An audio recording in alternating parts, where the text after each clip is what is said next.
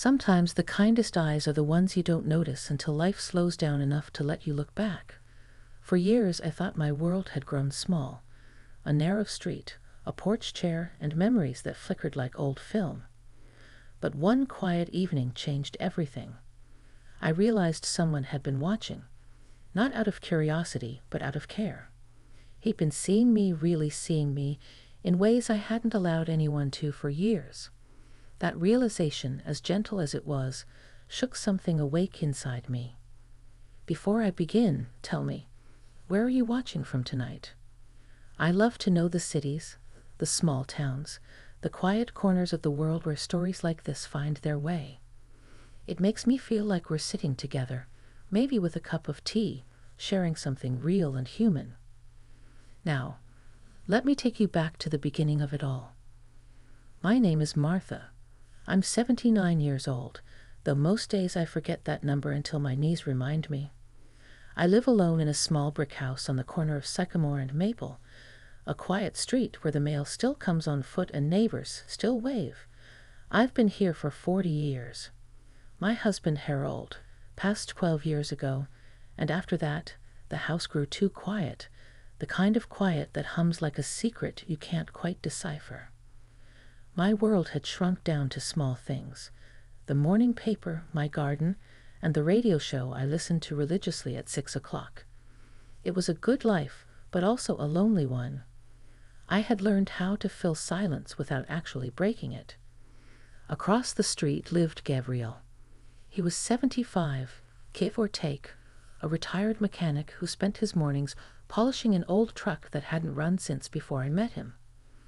I didn't know much about him, only that he'd moved in after his wife passed.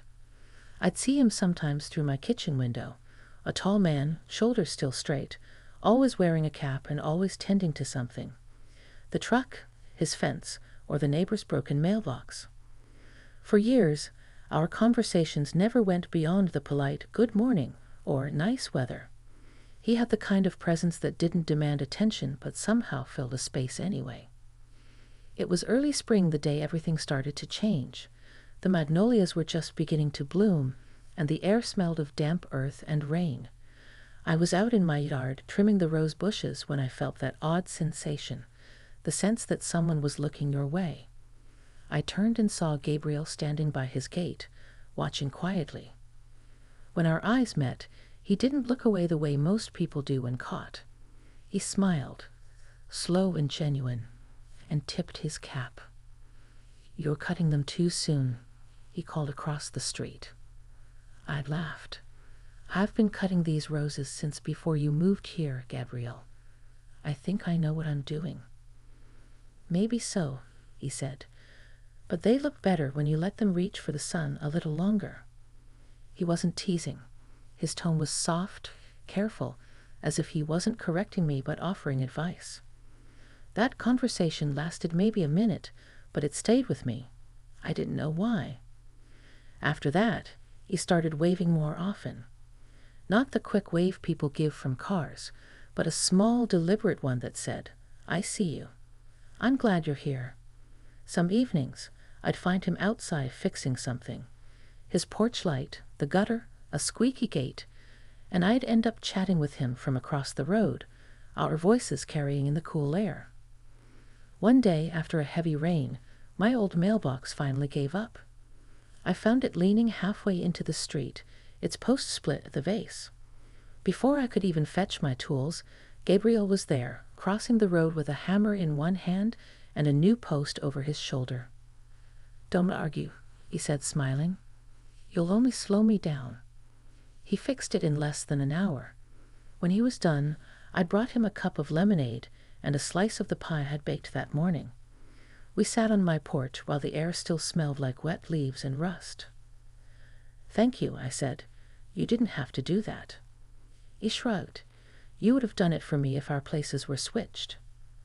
"I might have baked you a pie," I said, teasing.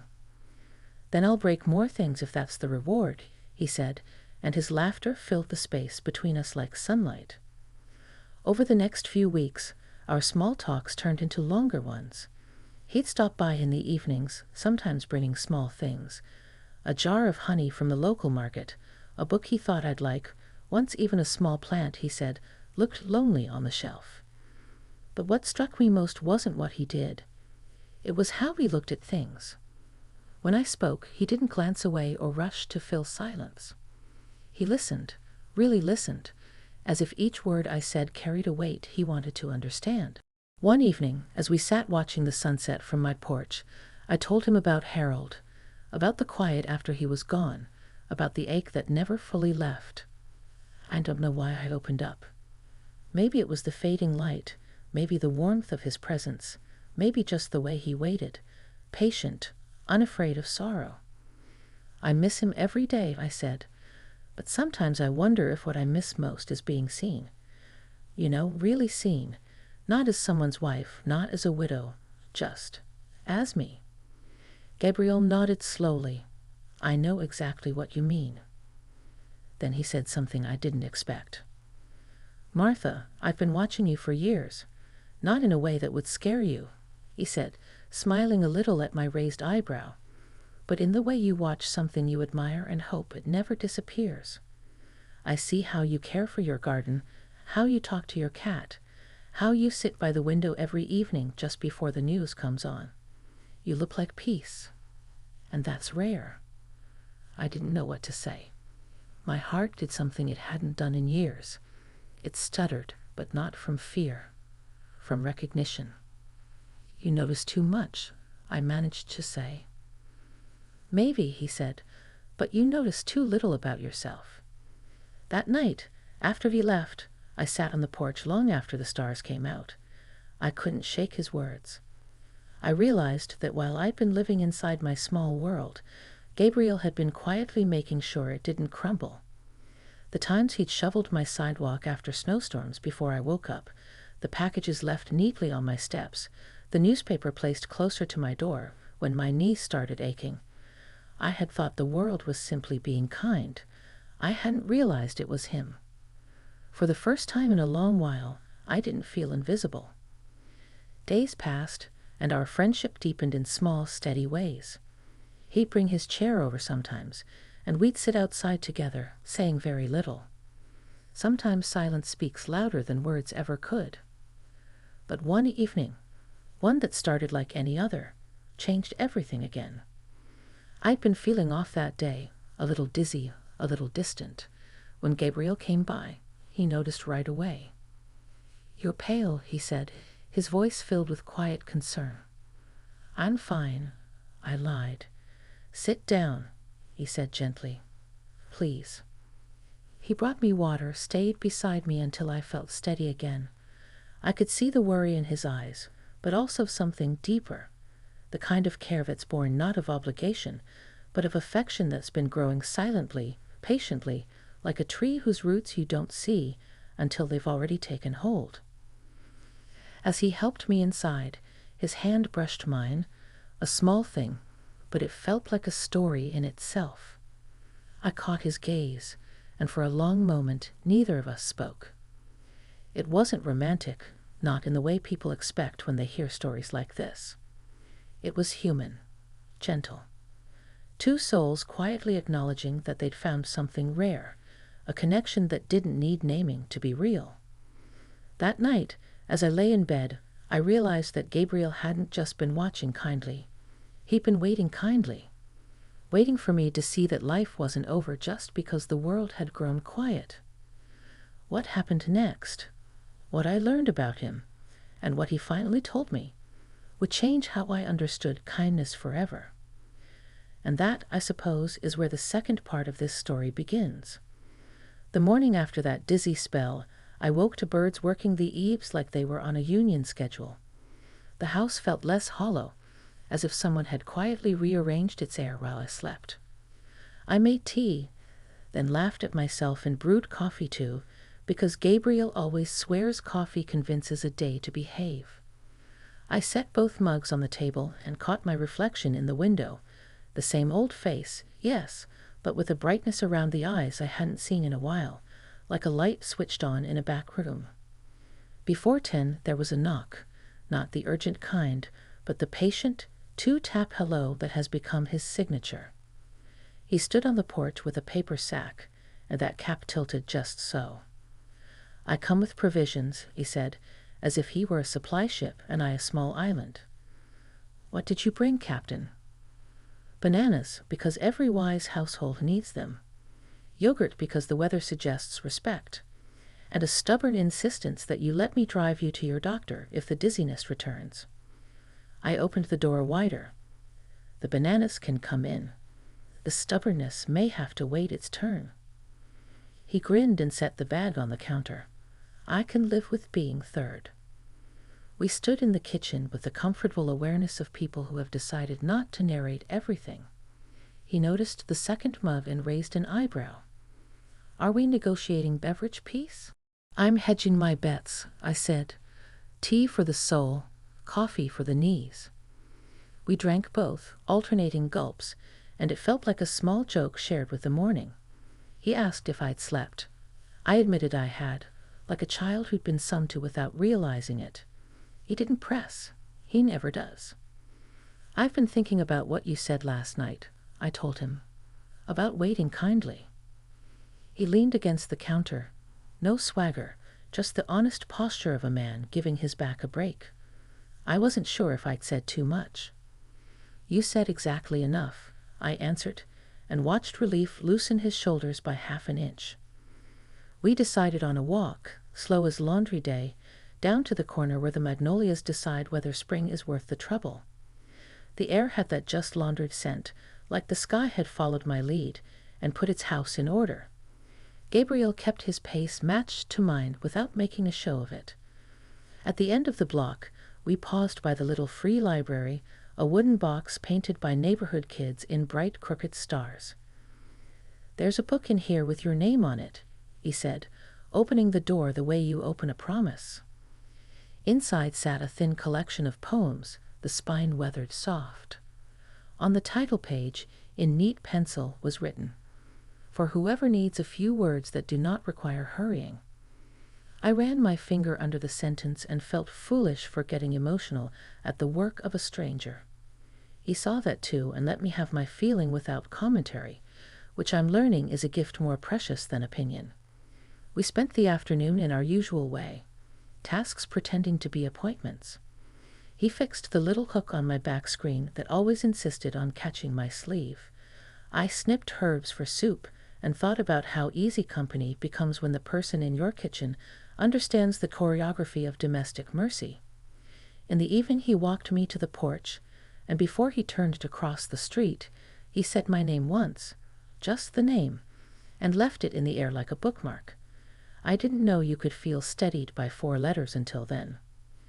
The dizziness returned 2 days later, a small tug behind the eyes.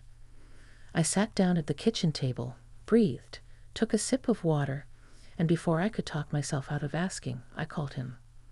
"I'm here," he said. "Give me 3 minutes to be the man you can lean on without apologizing." He arrived at 2 minutes 40 seconds with no cape and no alarm. In the car I realized I had forgotten my cardigan. He wordlessly reached across the seat and unfolded one that looked suspiciously like it had been keeping his passenger seat warm for months. "You keep a sweater in your car?" I asked.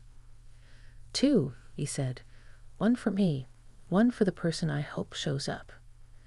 The clinic smelled like hand sanitizer and peppermint tea. He sat with me, not hovering, not receding, a companionable gravity that reminded me of the way the old dog used to rest his head on my foot while I paid bills. The nurse took my blood pressure and pronounced me a textbook of good decisions, except for a note to drink more water than memories. The doctor listened to my heart, listened to my story, and told me I was experiencing what she called the stacking of small things. Heat, rest, hydrate, call if the world tilts again. On the way home, Gabriel drove the long way by the park where the geese hold their noisy committee meetings.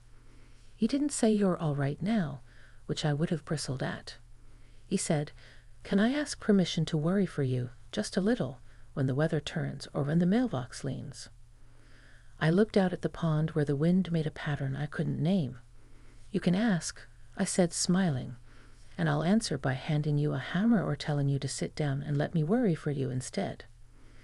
He nodded as if we had just struck a bargain that would suit both of us for the rest of time. That evening I did something impulsive in the slow way I do everything now. I brought down a box from the top of the closet, the one with Harold's letters and my old sheet music, yellowed at the edges like a bruise finally fading. I set it on the coffee table and stared at it for a while. Then, because pretending wasn't helping anyone, I called Gabriel. "Do you read other people's old letters?" I asked. "Only with invitation," he said.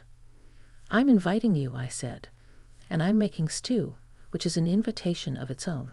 He arrived with a loaf of bread that had too much crust, and therefore was perfect. We ate at the small table because honesty is less fussy there. Then I lifted the lid of the box and breathed in the old paper scent that launches 100 small voyages. I pulled a letter at random, one Harold had written from a business trip 3 decades ago. He described the way the hotel ice machine made a sort of glacier noise at midnight, and how he found a diner that cut pie as if generosity were a religion. I read aloud until the words started to shimmer, then passed the page to Gabriel. He held it with both hands, not pinching it by a corner like a thing he meant to set down. When I finished, he reached into his jacket and pulled out a folded paper of his own. "My turn," he said. "If you want it. Please." It was a note his wife had left for him once, inside his lunch pail, written in blue ink on the back of a grocery list. It said, in crooked letters that clearly had been scrawled when the soup boiled over, "Don't forget you like the world." It was equal parts instruction and love letter. We sat still a long moment with those words between us, as if the 2 women we had been married to were in the room, shaking their heads at us and smiling. "Do you think it's disloyal," I asked finally, "to feel this? Attended to at our age by someone who isn't the person we pledged our lives to?" He kept his eyes on the paper. "I think it would be disloyal to the lives we shared to refuse kindness that came looking for us," he said. "Loyalty doesn't mean building a museum and never stepping outside again." The sentence was a little window opening. Air came in I didn't know I'd been starving for. He glanced at the sheet music, curious but careful. "Did you sing?" "I used to," I said, "for a little while. Then I traded the stage for a stove, and I don't regret it, but my voice still remembers how to come when it's called." "Would you call it?" he asked, and then immediately added, "Only if you want to." I looked at the old notes, the penciled-in breath marks, the places where my younger self had written fearless next to a high phrase. The room was honest, the night wide and kind. So I sang. Not a performance, a proof. He sat with his head slightly bowed, hands folded like a man listening to a prayer he didn't need translated. When the song ended, I didn't apologize for the crack in the 3rd line or the way my chest had to work for the long note. He didn't praise. He just said, "There you are," and somehow that felt like the truest compliment I'd ever earned. In the days that followed, I began noticing evidence of his gentle watching the way you notice constellations once someone shows you where to look. The porch mat turned to dry after a rain. The trash bins angled just so the wind couldn't argue them into the street. The paper tucked close to the door when the sky forecasted impatience. He hadn't been hovering. He'd been tending. There's a difference, and my whole body understood it. One afternoon at the market, we ran into a neighbor with the same cheerful nosiness that every neighborhood seems to breed. She offered that creamy smile that always means a question is arriving with lace on it. "You two spend a lot of time together," she said, making it sound like both accusation and blessing. "Are you?" "We are walking each other home," I said, and Gabriel nodded. The neighbor blinked, disarmed, and then decided that sounded like the sort of answer you couldn't take to a gossip bench. She wished us a good day and moved on to the apples. We laughed softly and with relief. Small rituals rooted themselves. On Wednesdays, we wrote postcards to people we hadn't seen in years, 2 lines of sincerity and a stamp. On Fridays, we took a slow drive down to the marsh to sit in the car and watch the herons decide that balance is an art form.